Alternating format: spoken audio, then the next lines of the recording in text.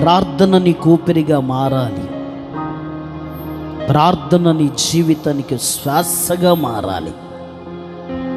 ఒక మనిషి నిలబడటానికి, కూర్చోటానికి, నడవటానికి మానవుడి అవయవాలలో ప్రాముఖ్యమైన అవయవం ఏంటో తెలుసా? వెన్నుముక్క. మనిషి జీవితానికి, నడవటానికి, కూర్చోటానికి, నిలబడుటకు వెన్నుముక ఎంత ప్రాముఖ్యమైందో, ఒక విశ్వాసి జీవితానికి ప్రార్థన జీవితం అంత ప్రాముఖ్యమైంది. నీ జీవితంలో దేనిని నిర్లక్ష్యం చేసినా చేయకపోయినా ప్రార్థనను నిర్లక్ష్యం చేయొద్దు.